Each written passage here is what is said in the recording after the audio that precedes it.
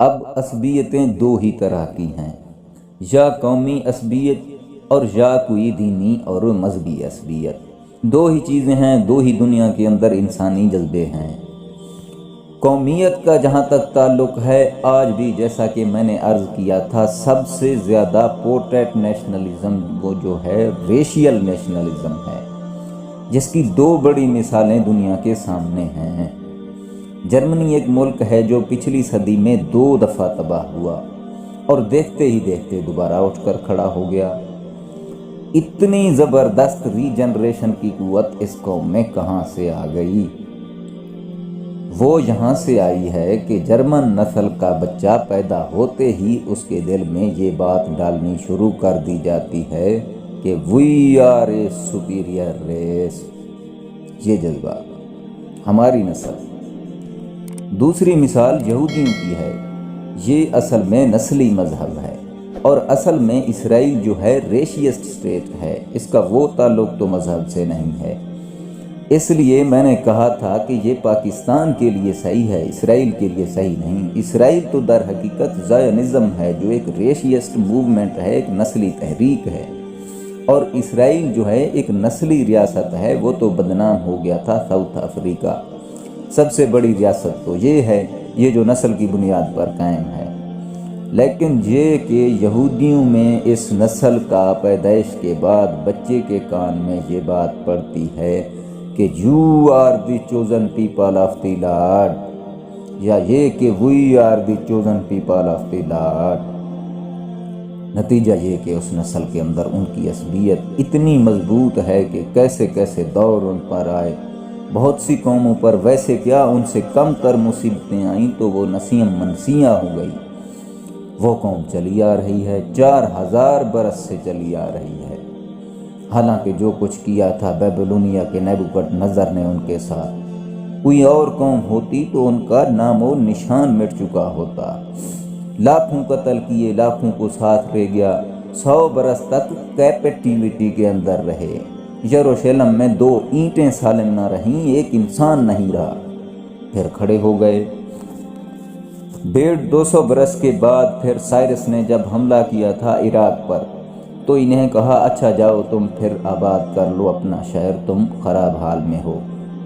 پھر جو کچھ رومنز نے ان کے ساتھ کیا، کچھ گریکس نے ان کے ساتھ کیا، 70 عیسوی میں جو کچھ رومیوں نے کیا، پھر مسمار کیا، سیکنڈ ٹیمپل انہوں نے جو بنایا تھا۔ سولمن ٹیمپل تو ختم ہو گیا تھا 587 قبل مسیح میں نیبوکڈ نظر کے ہاتھوں۔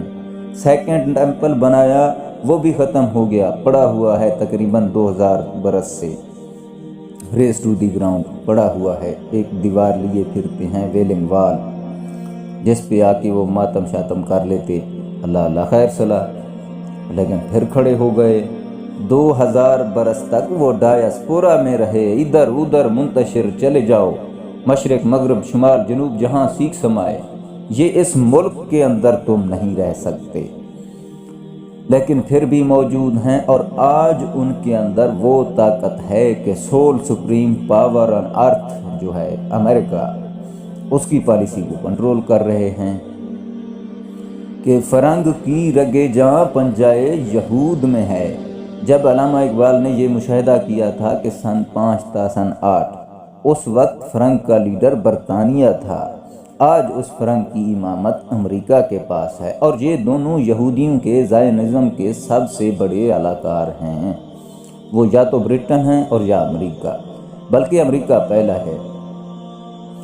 بہرحال یہ کہ ریشیل نیشنلزم آج بھی دنیا کی قوی ترین نیشنلزم ہے، but we don't have it. میں عرض کر چکا ہوں کہ ہم تو نسلوں کی کھچڑی بھی نہیں بلکہ اس کا حلیم ہے۔ نسلوں کی بنیاد پر یہاں پاکستان کی عصبیت نہیں آ سکتی۔ نسلی عصبیتیں ہوں گی تو وہ پاکستان کو ڈیوائڈ کریں گی، تقسیم کریں گی، جمع نہیں کریں گی، مضبوط نہیں کریں گی۔ اب آئیے اگلی ایک اور بہت بڑی جو نیشنلزم ہے دنیا میں اس وقت، وہ ہے لنگوسٹک نیشنلزم، زبان کا اشتراک بہت بڑی شے ہوتی ہے۔ انسان اپنے جذبات کا جیسا اظہار اپنی زبان میں کر سکتا ہے، کسی دوسری زبان میں نہیں کر سکتا۔ آپ کے علم میں ہے کہ عربوں نے کلونیل رول سے نجات حاصل کرنے کے لیے جس چیز کو ذریعہ بنایا تھا وہ لنگوسٹک نیشنلزم ہے، عرب نیشنلزم۔ وہ نسل پر نہیں ہے، نسلیں تو بے شمار ہیں، ان کی بربر نسل علیحدہ ہے اور جو سیمنٹک نسل تھی وہ علیحدہ تھی، نسلیں تو بے شمار ہیں، مذہب بھی بہت سے ہیں۔ وہ جو العروبہ تھا جس کا نام تھا زبان ہی کی بنیاد پر تھا۔ اس اعتبار سے لنگوسٹک نیشنلزم بھی اپنی جگہ بہت قوی ہے۔ ہمیں تو اس کا صدمہ ہے کہ صرف بھاشا ہی کی بنیاد پر بنگلہ دیش بنا۔ یہ سب کو معلوم ہے کہ اصل مسئلہ تو سن 48 سے شروع ہو گیا تھا زبان کے مسئلے پر، اور سندھو دیش کے لیے فضا سن 83 میں ایسی تیار ہو چکی تھی کہ اللہ تعالیٰ نے ہمیں بچایا اور مہلت دینی تھی، ورنہ سندھی زبان کی بنیاد پر سندھو دیش۔ ظاہر بات ہے کہ یہ لنگوسٹک نیشنلزم بھی ہمارے پاس نہیں ہے جو ہمیں جمع کر سکے، جوڑ سکے۔ کہنے کو تو ہم نے کہہ رکھا ہے کہ اردو ہماری قومی زبان ہے، حقیقت میں تو قومی زبان نہیں ہے، اس لیے کہ ہمارے اس وقت کے پاکستان میں بھی ہمارے سندھی بھائی کسی صورت بھی اردو کو قبول کرنے کے لیے تیار نہیں ہیں۔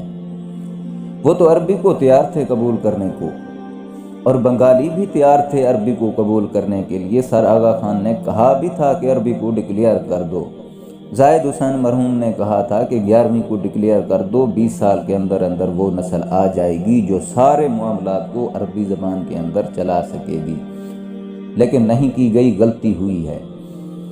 لہٰذا یہ دونوں اپنی جگہ پر موجود ہیں، اور آج بھی اردو آپ کی قومی زبان نہیں، تو لنگوسٹک نیشنلزم کی مضبوط عصبیت نہیں ہمارے پاس۔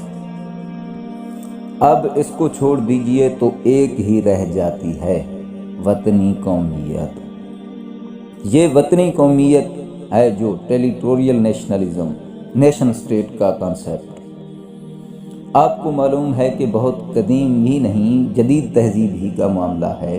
نیشن اسٹیٹ اگرچہ اب وہ دور آ رہا ہے کہ پوری دنیا ایک گلوبل ولیج بن کر رہ جائے گی، نیشن اسٹیٹ کی اہمیت ختم ہو جائے گی، لکیریں رہ جائیں گی، ملٹی نیشنل کی حکومت ہوگی پوری دنیا کے اندر، اور پوری دنیا ایک گلوبل ولیج بن کر رہ جائے گی۔ ایک مالیاتی استعمار ہے جو پوری دنیا کو، اگر اسے چیک نہ کیا جا سکا تو پوری دنیا کو جذب کر لے گا۔ بہرحال لیکن ایک وقت میں جب ہم بات کر رہے ہیں اب نیشن اسٹیٹ، ایک ملک کی حدود کے اندر رہنے والے سب ایک قوم ہیں۔ وہ قوم اس کے اندر چاہے ہندو ہو، مسلمان ہو، عیسائی ہو، یہودی ہو، کوئی ہو، سکھ ہو، پارسی ہو، جب ایک وطن میں رہتے ہیں تو ایک قومیت ہے، وطنی قومیت۔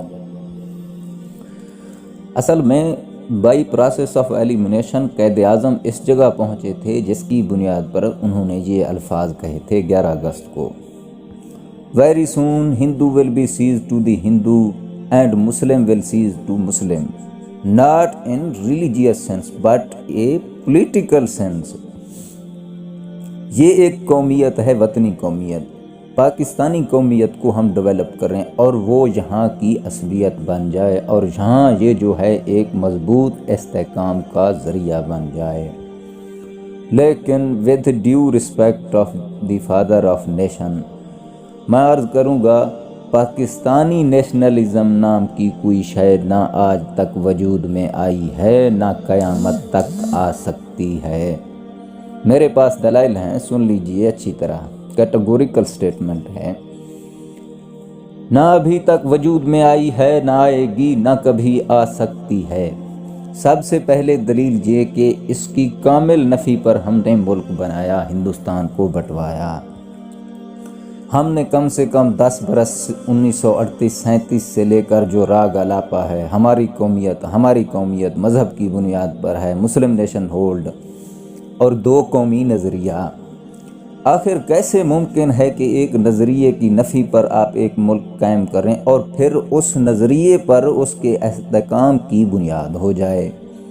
ایک رائے ہو سکتی ہے، خلوص کے ساتھ ہو سکتی ہے، لیکن عملاً ہونا یہ ممکن نہیں ہے۔ ذرا اندازہ کیجئے کہ کس شدت کے ساتھ مفکر و مصور پاکستان علامہ اقبال نے نفی کی تھی۔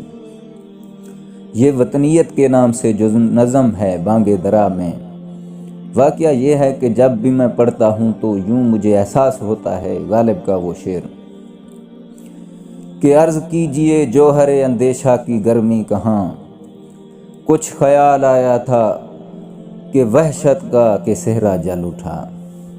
وہی انداز ہے اس دور میں، میں اور ہے جام اور ہے جم اور، ساقی نے بنا کی روش لطف و ستم اور، تہذیب کے آذر نے ترشوائے صنم اور، مسلم نے بھی تعمیر کیا اپنا حرم اور، ان تازہ خداؤں میں سب سے بڑا وطن ہے، جو پیرہن اس کا ہے وہ مذہب کا کفن ہے۔ انتہا ہے، انتہا۔ الفاظوں کی شدت ذرا غور کیجیے۔ یہ بت کے تراشیدہ تہذیب نبی ہے، غارت گر کاشانہ دین نبوی ہے، بازو تیرا توحید کی قوت سے قوی ہے، اسلام تیرا دیس ہے تو مصطفی ہے، نظارہ دیرینہ زمانے کو دکھا دے اے مصطفی، خاک میں اس بت کو ملا دے۔ یہ ہے ہمارا تصور اس وطن کے بارے میں۔ اب کیسے ممکن ہے؟ It can be a wishful thinking but it is a impossible، انہونی بات ہے۔ نمبر 2، اب ظاہر بات ہے کہ ہم نے ساری لڑائی کانگریس سے لڑی اسی پر ہے، وطنی قومیت کی بنیاد پر، کہ ہندوستان میں رہنے والے سب کے سب ہندی ہیں، اور اقبال پر بھی ایک دور گزرا تھا، اس نے بھی بڑے ترانے آلاپے تھے کہ ہندی ہیں ہم، وطن ہے ہندوستان ہمارا، سارے جہاں سے اچھا ہندوستان ہمارا، اور اس نے بھی کہا تھا کہ خاک وطن کا مجھ کو ہر ذرہ دیوتا ہے۔ بڑا عارضی سا وقت ان پر آیا، بہت تھوڑا سا وقفہ، لیکن اس کے بعد ان کی قلب واحد ہوئی ہے، پھر انہوں نے وطنیت کی نیگیشن کی ہے، اور مسلم قومیت، ملت اور ملت کی وحدت، عالمی ملت اسلامیہ، اس کی ایک وحدت، اسلام تیرا دیس ہے تو مصطفی ہے، اس بنیاد پر چلی ہے یہ تحریک۔ اس حوالے سے اس کے برعکس نظریے پر بنیاد رکھ دینا ممکن نہیں ہے۔ نمبر 2، مسلمان کا خمیر جس مٹی سے اٹھا ہے اس کا زمین کے ساتھ کوئی گہرا رشتہ ہے نہیں، اس کا مزاج آفاقی ہے۔ وہ جو بعد میں پھر اقبال نے ترانہ ملی میں کہا کہ مسلم ہیں ہم، وطن ہے سارا جہاں ہمارا، یہ آفاقیت در حقیقت مسلمان کی گھٹی میں پڑی ہوئی ہے۔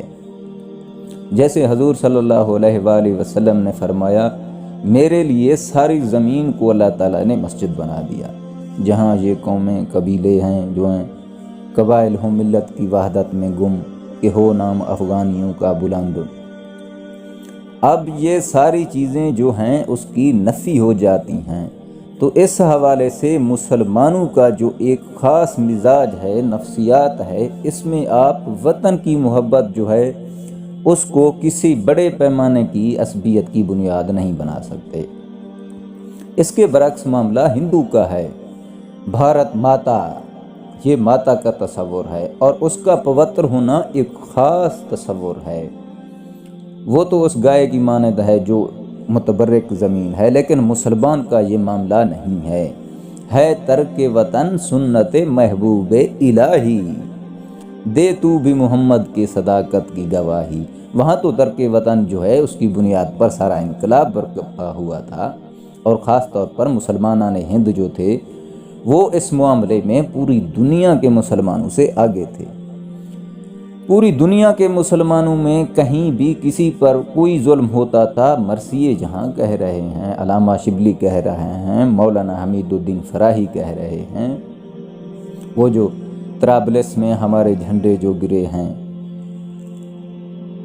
وہ گر گئے ہیں، سرنگوں ہو گئے ہیں، اب کیسے قرار آئے، چین آئے تو کیسے آئے، اور وہیں پر وہ بچی جو تھی فاطمہ وہ شہید ہوئی ہے، تو آپ نے اقبال کا مرثیہ پڑھا اس پر۔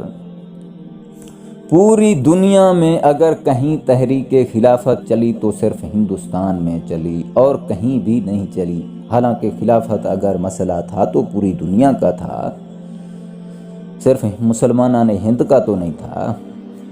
تو آفاقیت جو ہے ہندوستان کے مسلمانوں میں پوری دنیا کے مسلمانوں سے بڑھ کر تھی۔ یہ وطنیت جو ہے ہمارے مزاج کے ساتھ کوئی مناسبت نہیں رکھتی۔ اور آخری بات عرض کر رہا ہوں، اگر وطن کو بنیاد بنائیں گے آپ قومیت کی، تو ایک سندھی کے لیے وطن کی حیثیت سے دیکھنا اور سمجھنا یہ اس کے مزاج سے قریب تر ہے بنسبت پاکستان۔ جب وہ کہتا ہے مجھو سندھڑی میرا پیارا سندھ، اب اس میں جو مٹھاس ہوتی ہے، اس کی پوری محبت، اس کے جذبات اس کے اندر گھل کے آ جاتے ہیں، مجھو سندھڑی۔ اس کے ساتھ ہی لسانی معاملہ بھی موجود ہے، یہ دونوں مل کر ایک زبردست نیشنلزم بنتے ہیں۔ وطن کی زمین جو ہے اگر اس کا معاملہ ہے تو پھر یہ کہ یہ ڈیوائسو ہے، پاکستان کو جمع کرنے والی شے نہیں، یہ وہ حیوان ہے جو دودھ سے اپنے دشمن کو پالتا ہے۔ لہٰذا بائی پروسیس آف ایلیمنیشن ہم جہاں پہنچے ہیں کہ پاکستان کے بقا اور استحکام کا اس کے لیے کوئی ٹھوس اساس سوائے دین و مذہب کے نہیں۔